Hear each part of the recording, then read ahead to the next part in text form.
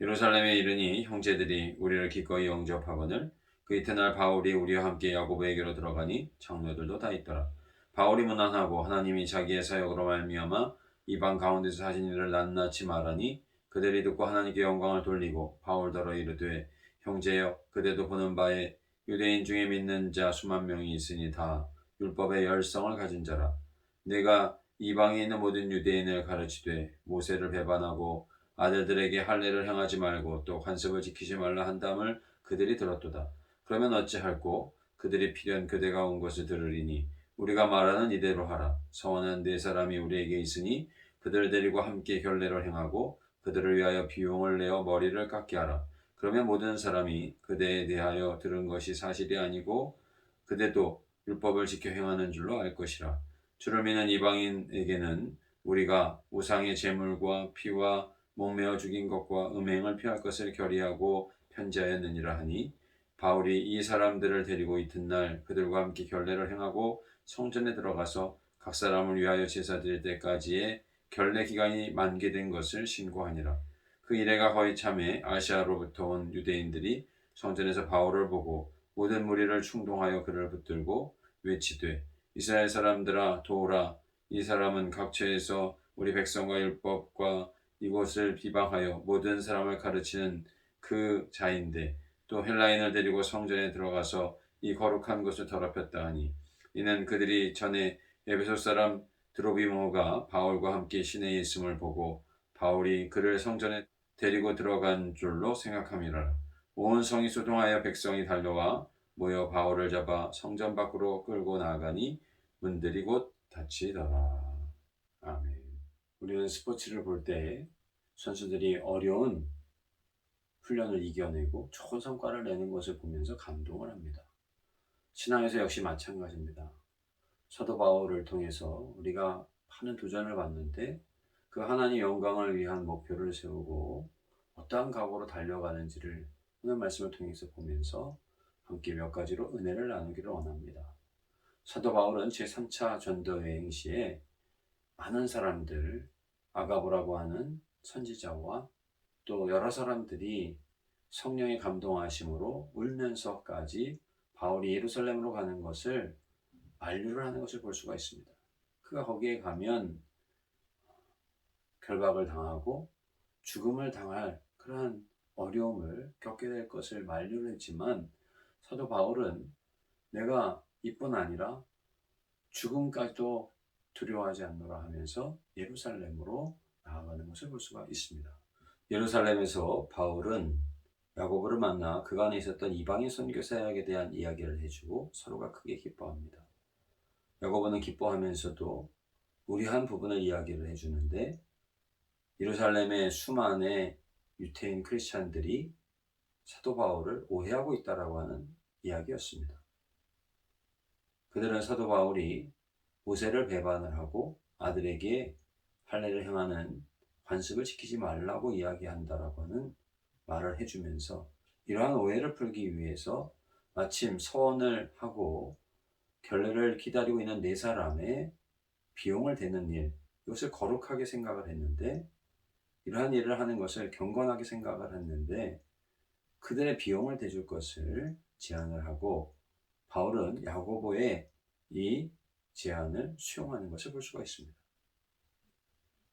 결례가 끝나기 며칠 전에 성전에서 아시아에서 온 유대인이 바울을 발견을 하고 그들이 전에 에베소 사람 드라비모와 함께 사도 바울이 있었던 것을 그를 성전까지 데리고 온 줄로 착각을 하고 사람들을 충동질을 해서 소동을 일으키게 되고 백성들이 몰려들어와 바울을 때리고 죽이려고 할 때에 로마 군대가 들이닥쳐서 그를 죽음에서 건지는 이러한 사건이 일어나게 된 것을 볼 수가 있습니다. 왜 사도 바울은 성령을 받은 사람들이 그렇게 예루살렘으로 가지 말라고 했음에도 불구하고 강행을 하였을까요? 그리고 유태인 크리스찬들이 그를 그렇게 오해하는데도 불구하고 그렇게 예루살렘으로 갔었던 이유가 무엇일까요?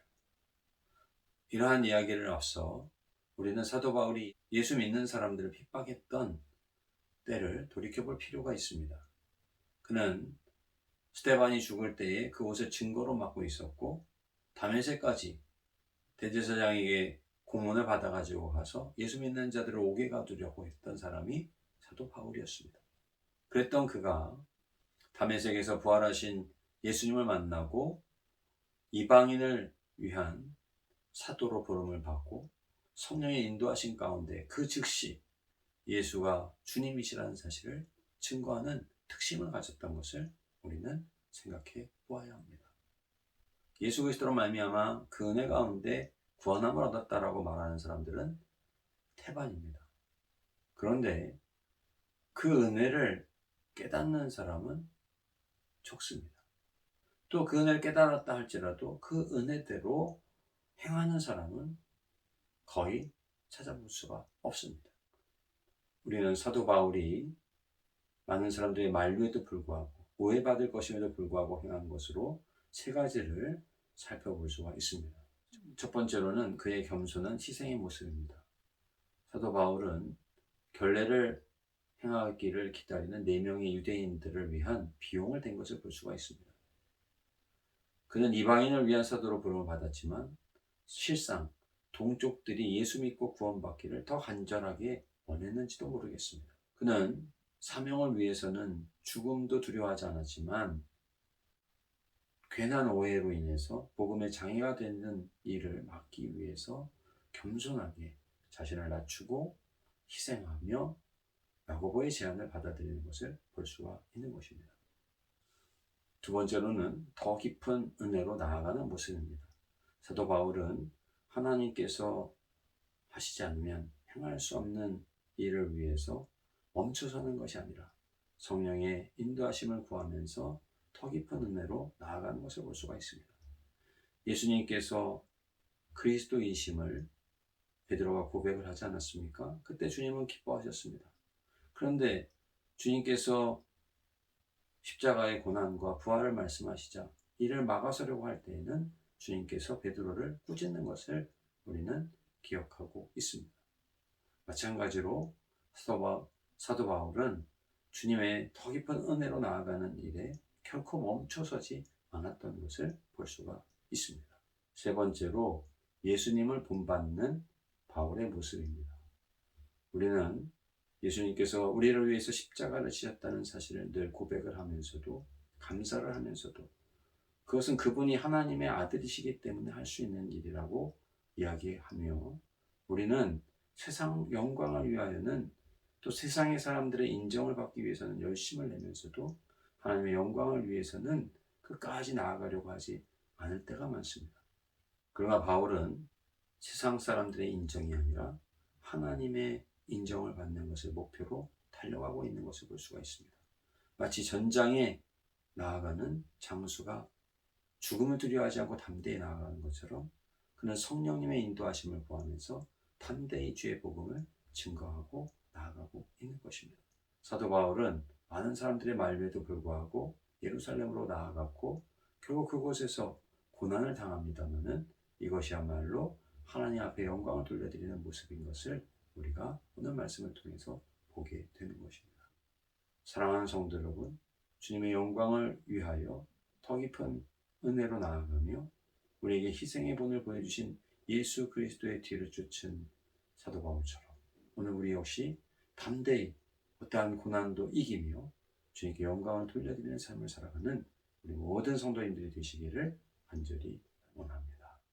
사랑의 주님, 오늘도 귀하고 복된 한날을 은혜 가운데 살게 하시고 이 저녁 시간에도 주님 의지하게 하시니 감사드립니다.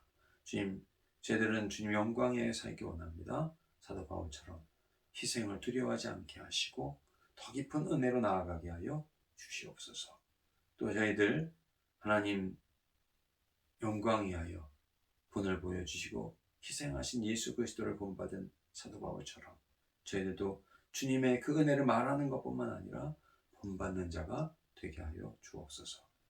오늘 이 밤에도 주님 함께 하시고 또 영광 받아 주실 것으로 믿고 감사드리며 예수님의 이름으로 기도드리옵나이다.